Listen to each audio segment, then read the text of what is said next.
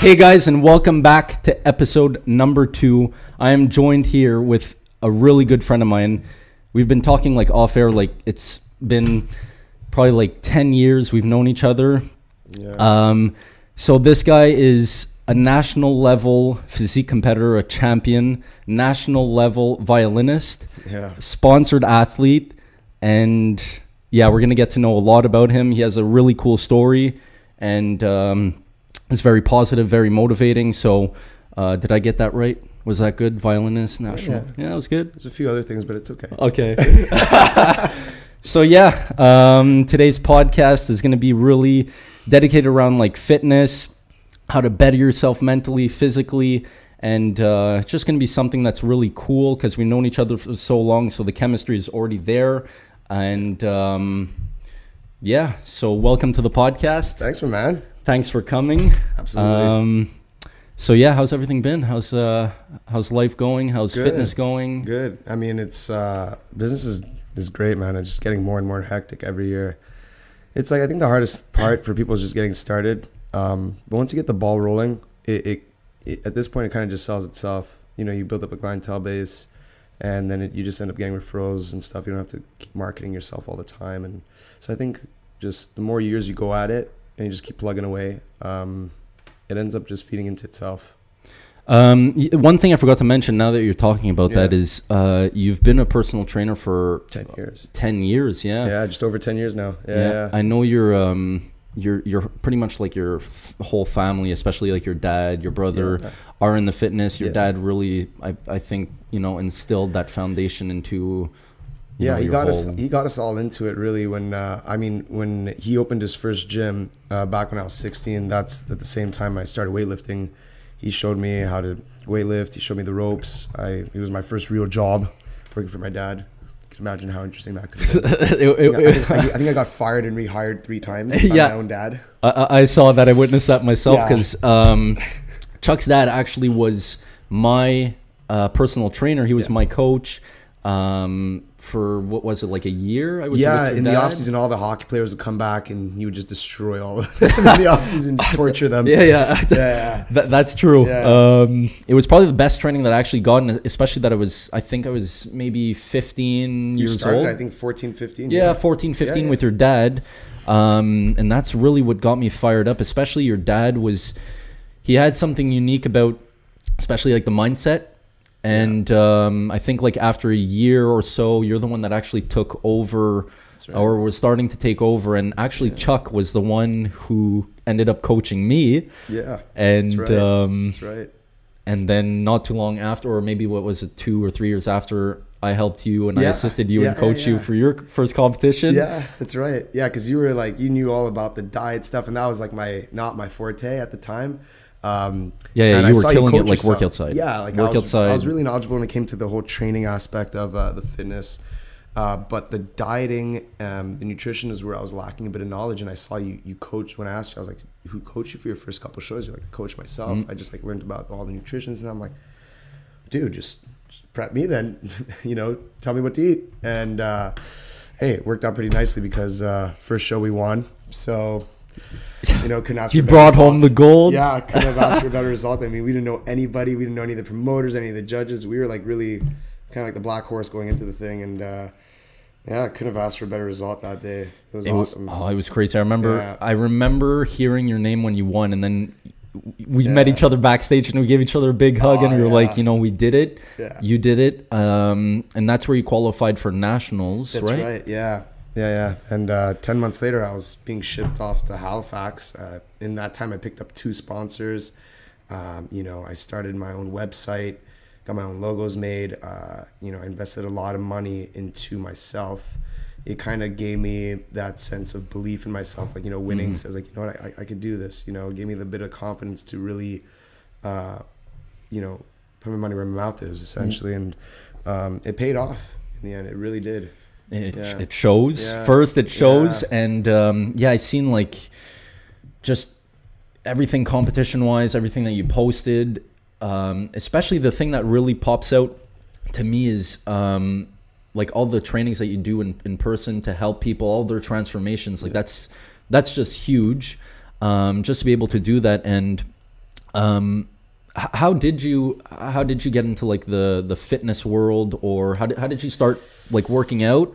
I know your dad probably had a little influence on you since he was in that, but tell us a bit more about like your kind of your beginning story of, I don't know, I think you were into sports also. You played hockey. Yeah, I was always an athlete my whole life. I ran track.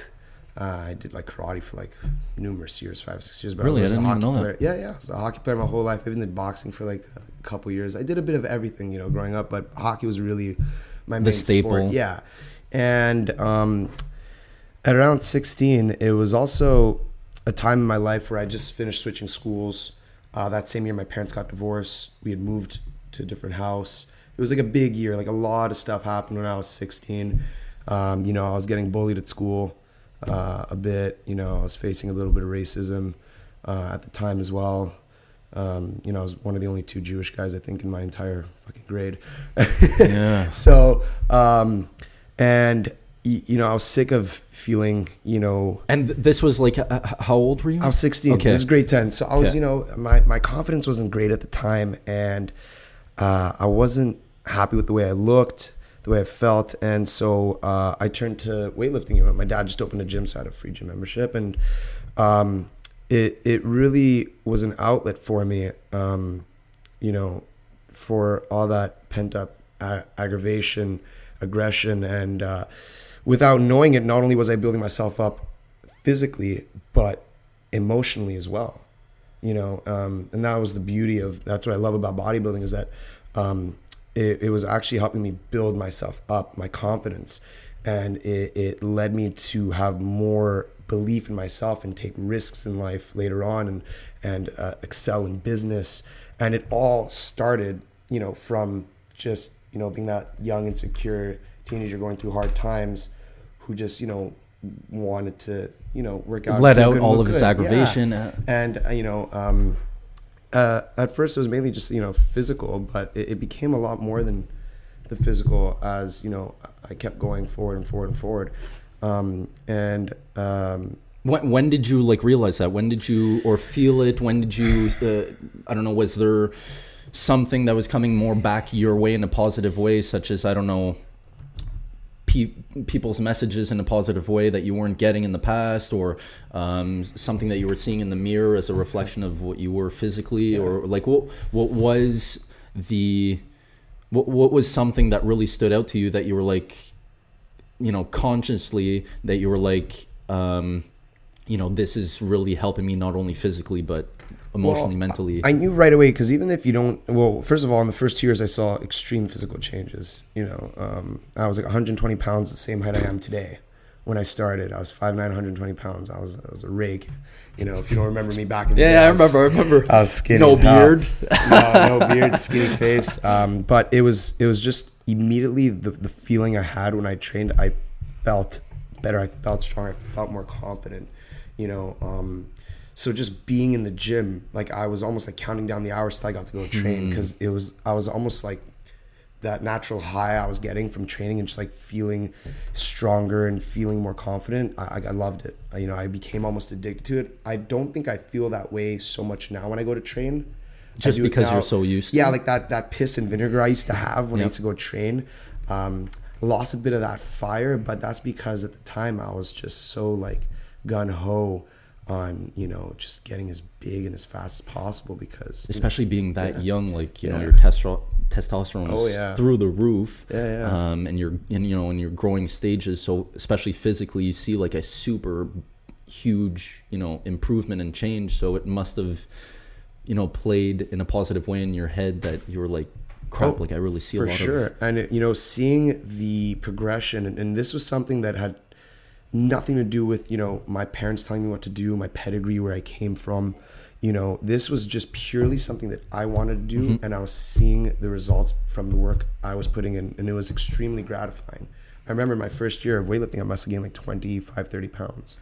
Wow. And I wasn't even like dieting right at the time either. So it really like showed me, you know what, Chuck, when you set your mind to something, you know, even though at the beginning people were like, oh, you're just some skinny Jew from the West Island. Bodybuilding? Why are you going to do bodybuilding? You know, like, you're a violinist. What the fuck are you talking about? You know, especially that you're a violinist, Yeah. it even adds that image. Because even sometimes when I found out, I didn't have like a negative image of it. I was just like, whoa, because you don't expect. It's just the unexpected. You don't expect it like that. And on top of that is that you're very good. Well, I used to be. I still see videos, so you're still good. Yeah. So, I mean, that's the thing. I was a musician my whole life. I was always a better musician than I was an athlete, and a lot better. And so when I wanted to go and really switch all my focus from, you know, music and school in general to fitness, you know, the first couple of years people are going to doubt you because you haven't proved yourself yet. You have nothing to show for it yet, right? So, you know, my mom was like, what are you doing? What is fitness? Like, what is bodybuilding? You're like, and it's such a change. Such a change from classical. Polar opposite, like totally music. Opposite. It's like saying I went from ballet to bodybuilding. You know, it's like suit and tie. You know, one of those things. It's very formal. You know, it's very formal. Yeah. So, I had to deal with people kind of like giving me this, like, what are you doing? And but with that being said, my parents always still supported me, even if they didn't like what I was doing or really believed in it. They were always there in support of, like, Mom, I need this groceries, I need this chicken, I need that. You know, even if she didn't give a shit about bodybuilding or didn't give a fuck about what I was doing at the gym, she went out, she got the food, she would even help cook for me. Like, that's awesome. You know, so I think it's important to always have some sort of level of support at home. It helps tremendously, especially when you're young. You know, kids, they tend to lack confidence when they're younger in themselves. And I think it's super important to have parents that, you know, feed your ego, feed your confidence. Like, no, you could do this. Even if it's not something they particularly want for their kid, you know, I think it's important that they still support them. Yeah, 100%, especially if you're going through more of like a tough time growing up and stuff. It was a tough time. Yeah. And that's a stage that's super important. You know, everyone's life is that 15 to 20, you know, time frame is huge. Huge. So, yeah, you started, you know, as a musician very early on. Yeah.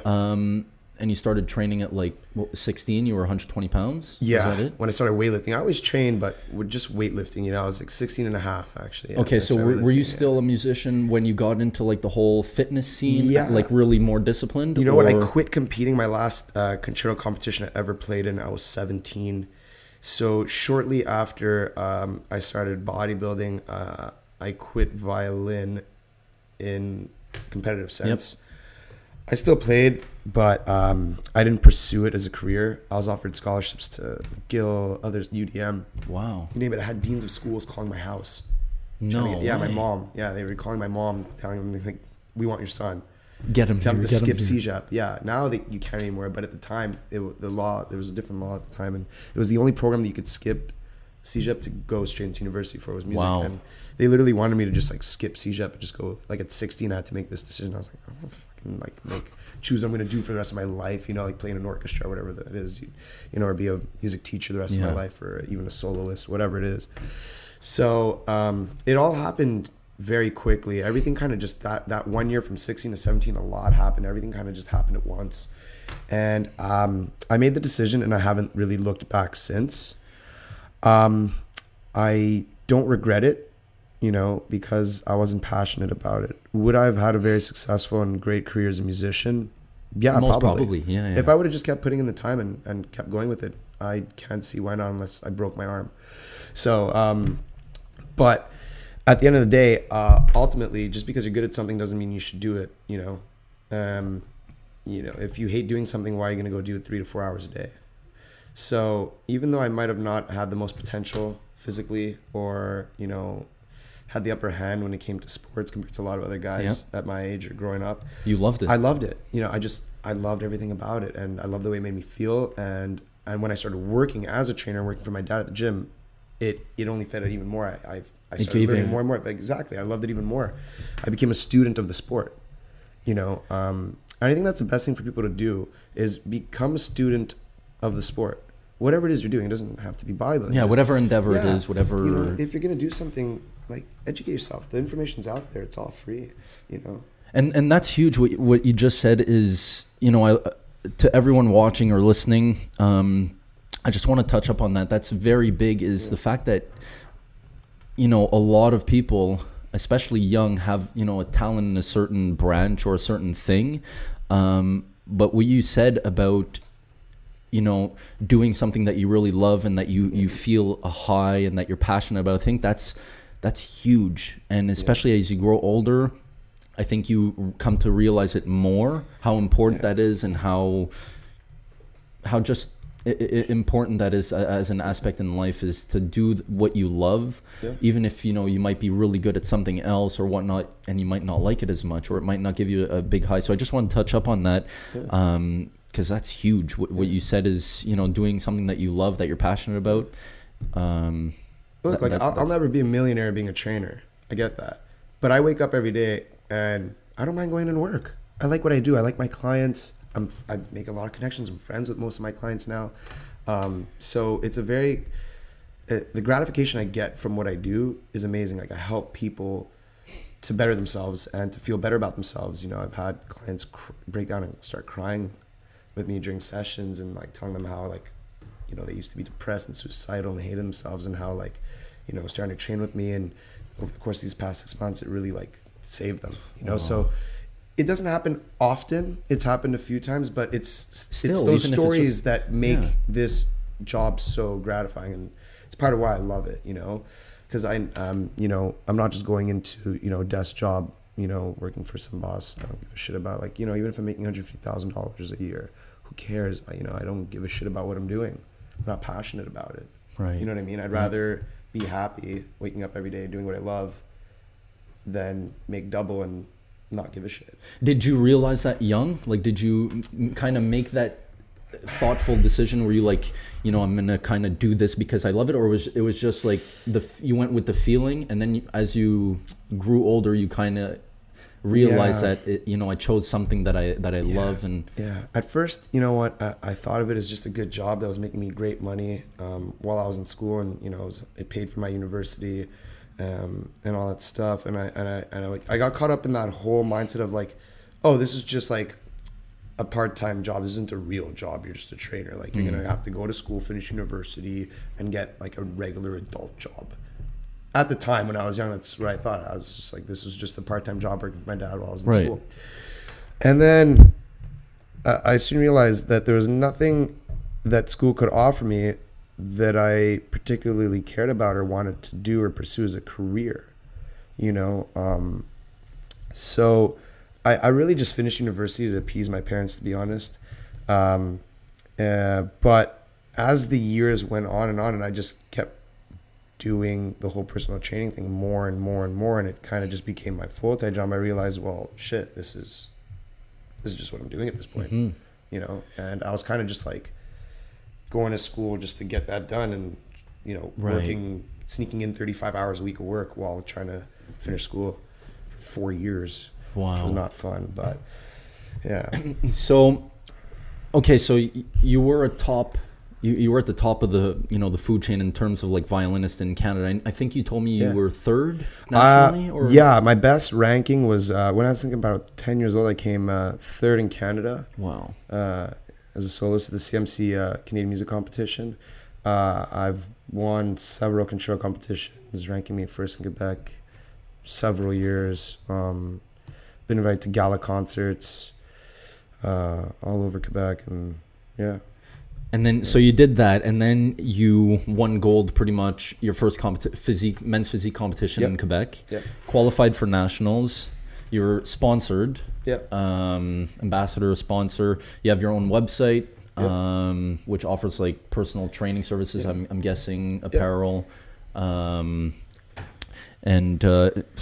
now you're 27, right? Yep. Okay. 27. I'm good. I did my research. So do you have anything that's upcoming up in terms of, like, I don't know, a year or 5 years, 10 years?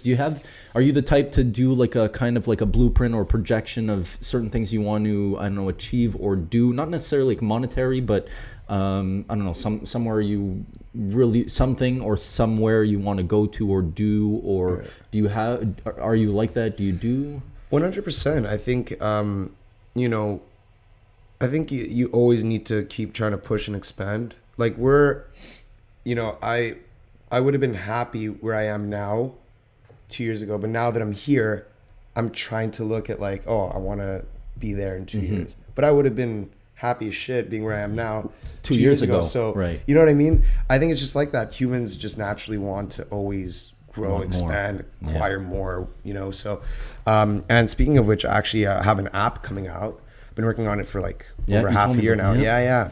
So it's called OBII, and it's going to be called The Desk Warrior. Wow, awesome. Yeah. We're going to plug, so everything is going to be in the description or in the show notes of the episode of wherever you're watching or listening to it. So we'll put your app there, your website, your social media handles, all that. So there's one thing, coming from you who, is able to compete at a very high level in sports as a musician. You did your schooling. You're pretty much running like your own business in some sorts. That world too. If you were to give one tip to people, say on the fitness side, if you were to give one tip to either like get started, because now it's like the new year, everybody's kind of getting into that vibe and mold. Right. From your perspective, what would kind of that tip, or what would you give to people kind of listening to this or should hear a certain message? What would you give to them to either take that first step and to keep on it, keep on that path? From a business standpoint, not a personal fitness one, but just from a business standpoint, whatever. My biggest recommendation is to just keep plugging away. Like no one starts with 30 clients. You have to build it up. Don't get discouraged. You might start with a few clients and you might only have a few clients for a few months, but don't give up. Just keep plugging away. Always keep being consistent. Keep pushing yourself on social media. Put yourself out there. Even if people are going to think, oh, you're annoying and you're always posting or whatever, it doesn't matter. Do your thing. If it's what you want to do, keep pushing. And you know what? If you're passionate about it and you're good at what you do, it will sell itself, because as soon as you get a few clients, guess what? You do a good job with them. They're telling their buddies. They're telling their moms. They're telling their dads, their girlfriends, boyfriends, whatever. Like I said, 90% of my business now, I don't really have to spend any money or try marketing much. You see my Instagram. I'm not really good with the whole social media thing, to be honest. I don't post enough. I mean, I see Joey. I can never keep up with him. I need to be more like Joey when it comes to social media. Shit. But you're it feeds itself very through referrals now. Like I don't have to chase to get business. Now it's just like I've gotten that ball rolling. So now it's just always, word of mouth. Word of mouth, yeah. And you're very good at what you do. Thank you. You deliver it well, and I think that plays a huge part in the word of mouth, the message. And I could say that personally because you trained me. I witnessed all those trainings. Beat the shit out of him a lot, like a lot. So it's not like I'm just saying that just because of what I saw. I actually lived it, and especially me coming from like a fitness background, also, I still say it. It was honestly.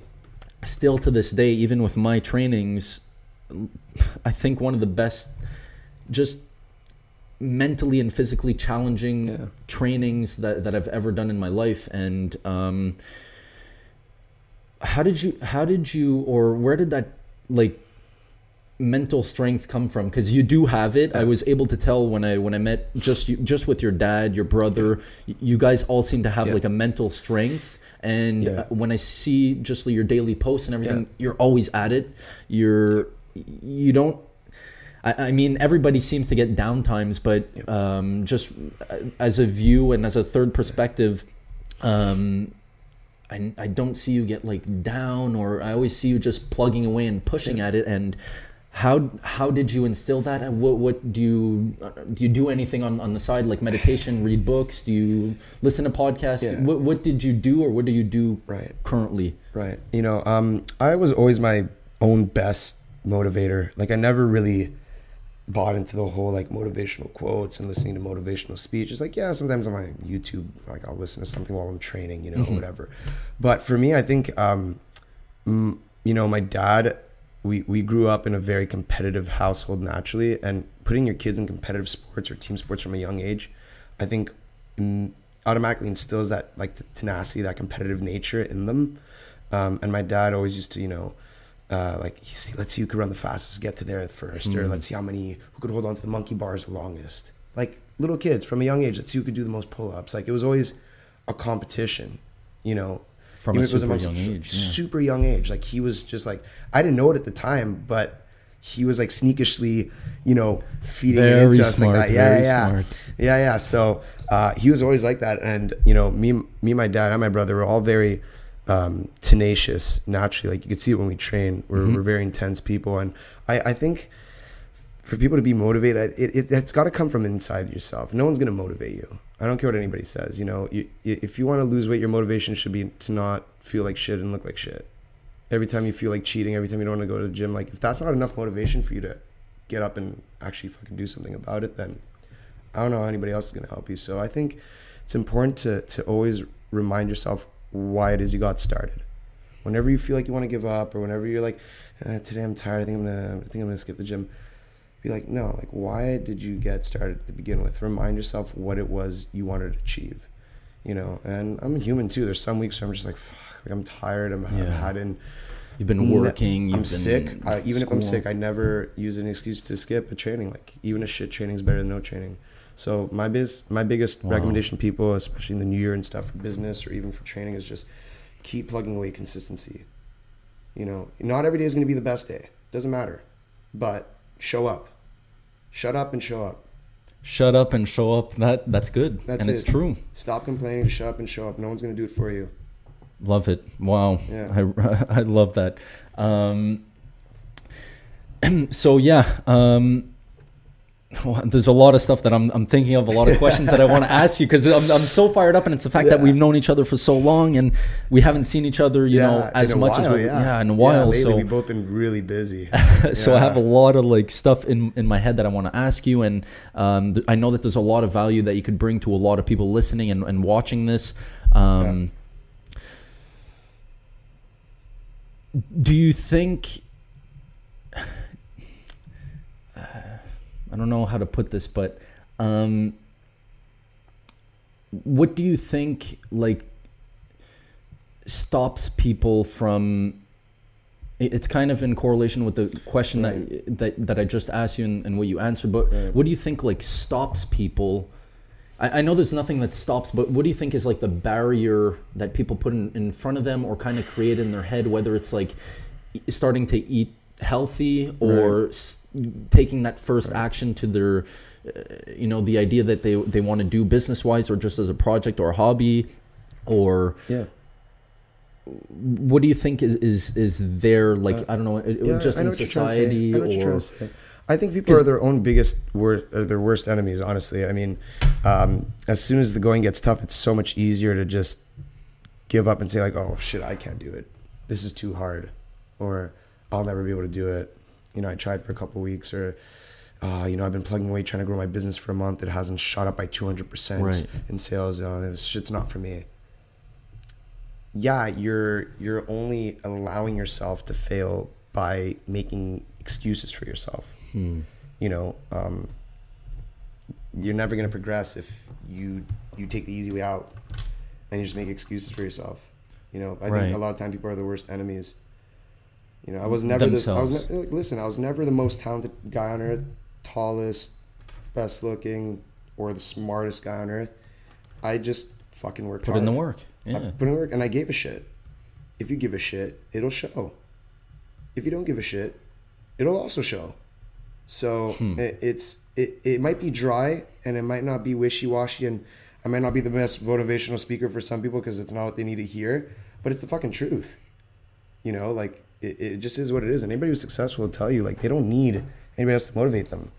It's just shut up and show up. It just work. I really love that. And that's, like you said, it's raw. Yeah. And I think it boils down to just the truth, because a lot of people out there, such as motivational speakers or, I don't know, gurus or however you want to label them, a lot of them, you know, kind of soften it up and don't actually say the truth like that. So it's good to kind of get your perspective and kind of answer on that. I think some motivational speakers are great because like they offer people guidance, you know, in certain life situations and whatnot. I just don't like the idea of them feeding false promises or fluffing things up. If you're going to be a motivational speaker, motivate people and say shit how it is. You know, don't feed them these like false lies and like, you know, just like they just paint this picture and it's like, just do it. You want to change. You don't like your current life situation, do something about it. You don't like your job, quit. I quit. I've had more than just one job. You know, while I was a personal trainer, I tried a lot of other things, thinking, oh, this is not going to be like my career forever. This is before I thought like, fuck it, I'm going to make fitness my career. You know, and it's fine. Quit. You don't like it, quit. That's it. Do something else. Reinvent yourself. Wow. It's good. So just backtracking on competitions, you did, like I said, you won your first show, then you got qualified for nationals. You did that show. Yep. Did you do a third one? I did 4 actually. You did 4. I went back to provincials. I didn't win. I came top 3 though. Requalified for nationals a second time. This time was in Montreal. Came 4th in Canada that year, and that was my last show I ever did, which was May of 2016. Wow. Okay. So are you going to be doing do you have anything coming up? I know we were talking when we weren't recording, but are you going to be, do you have anything in the back of your mind that you want to do some? Right or now, since you've did 4 and kind of did, I guess, what you had to do or kind of got a glimpse already. You know what? I think it served its purpose while I was doing it. It really helped put my name out there, put me on the map. It legitimized me a lot more in my business. You know, being able to say that I was nationally ranked and all that stuff. So it served its purpose. It helped me, you know, gain a lot of notoriety, gain more business, more clients. But at this point, with the amount I'm working, and it's just not very feasible. Like, and you want to enjoy life also. You got to really want to do it. If you're not itching to get back on stage, it's going to be a horrible experience. Don't do it, because it's already hard as is. I mean, and you're not the type to do something like 90% or like 75%. I mean, if you're going to do it, just do it, right? Yeah. So like, you have to be ready to have no drugs, no alcohol. You know, you're not going to be going out late with friends for like, you're living the Spartan life for like 4 months. Really, you're living like a monk life for like 4 months, and some even more than 4 months, because you already have a foundation where you're already like very in shape. I never needed more than 3 months to really cut down for shows. You know, so but some people I hear like prepping for 6 months. It's insane. It's insane. That's like half a year. I can't even imagine. I think they just like abusing themselves. I'm convinced. I'm convinced they love being miserable for just that 5 minutes on stage. But I mean, that 5 minutes is it's a very cool experience. Yeah, and it's so. It's just a very good energy that comes to you because you put in all of this work and all, you know, during that whole Spartan time frame. Yeah. It's a very good feeling. What are 3 things you're grateful for today? Just like not today, but like up to this point. Yeah, in general. Honestly, my health. 3 things. It doesn't fucking matter what you have in life. If you're not healthy, who gives a shit? So I think you know, I'm just grateful that, you know, I have my own 2 legs. You know, I'm healthy, I'm fit. So I can't overstate that enough. Just being healthy is something I'm always grateful for. You know, just take a walk to any hospital and, you know, you'll feel a little better about your own day, kind of thing. So I'm always grateful about being healthy. My parents, for sure. You know, I love them to death. They're both my best friends. Super grateful for my parents and everything they've done for me. You know, a 3rd thing I'm grateful for, I don't know. Thanks for coming in, Mom, Dad. For being here. This is the greatest time in history to be alive. It is. It is. You know, I think we live a very comfortable life compared to most people, and even most people that used to live here before us. So I think we take a lot of little things for granted. For granted, yeah. So I'm just grateful for life, honestly. Like, I couldn't be happier doing what I'm doing. I'm grateful for my job. You know, I love what I'm doing. And that's it. Yeah. I love it. I just wanted to take a little moment. We're going to sign off in not too long, but before I get to my last point, is there anything that, I know we mentioned the app and your website, Yeah. but is there anything more in depth that you want to just plug? What is the app going to be about? When is it going to be released, like, to the public? Yeah. So basically, we're supposed to be launching in a couple weeks. It's called Obi, the app on the App Store itself. OBII? OBII, that's right. Perfect. The link to purchase the app is going to be on my webpage itself, so they could just go and buy it directly, one click away. Frishmanfitness.com, Yeah, right? at frishmanfitness.com. So that's where the link will be, and it'll automatically download it from the App Store. And What's in the app? Like, what do people, what should they expect, or what's what's so different about this app, and we were doing some market testing, and we downloaded other fitness apps to kind of compare it, because we wanted to give people the most bang for their buck as well. It's extremely interactive. That's first of all. So there's a pointing system. Every time you complete an exercise, you hit completed. Every workout counts for amount of points. There's going to be like a scoreboard where we're going to have giveaways. What app has giveaways, you know? And like, you know, we're going to hold a boot camp class once a week for all of our local members, at least. I'm sure some people might download in other countries. And there's going to be a board where all the members using the app can speak to each other and to the coach and ask questions. There's going to be specific times where I will be answering emails, questions, and, you know, everyone's going to upload, like, you know, gym selfie of the day, upload your meal prep, a picture of your meal prep a day to, like, the, you know, the board. So this is very interactive. It keeps people, I think the biggest issue is people download something, they buy it, they start using it, and then they just stop. So we wanted to build this kind of sense of community where it goes beyond just being a robot, like an app, like here it is, and it's just little pictures and that's it. So it's very personalized. Like, they have to answer 40 questions based on their health, you know, history, their food preferences, all that stuff. They get a program. It's not just like, boom, cookie cutter. So it's really based on their preferences, how many times a week they can train, if they have any injuries, etc. So it's very it's very user friendly. It's very dynamic. It took a long time to build because of that reason. It was very complex. So that's why it took so long. So this is an app that's really going to help. Everything in one. It's really going to help women and men also, anybody, of all any age, ages. And there's videos for every single exercise in the app. That's awesome. So it's like having a trainer in the palm of your hand. It's so that people don't have to go. A trainer and a team at the same time, because they're able to be, you know, be accountable to all the other people there, talk to them, see their progress also. So when can people expect the app to be on your website? We are supposed to be launching it in a couple weeks. Hopefully it will be launched in a couple weeks. There's always sometimes you need to fine tune little things last second, who knows, but we're supposed to be launching in 2 weeks.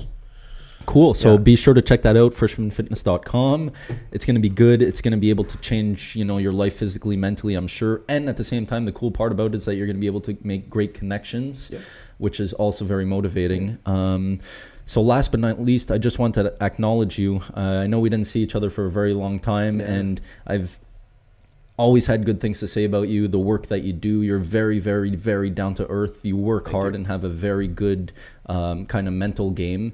And it kind of motivates me too also, no matter the status or whatever like that. I never take things like that into consideration. Everything motivates me, everything that you post. Continue doing what you're doing. It's awesome. Just hope great things come your way, health-wise also, work-wise, and hope you guys enjoyed this episode. Thanks for coming on. Thank you, my hand's man. probably a bit sweaty. It's a bit hot. It's okay. It's gross. So thanks for tuning in, guys, and we'll see you in the next episode. Thanks for coming, Chuck. Ciao. Thanks. See ya.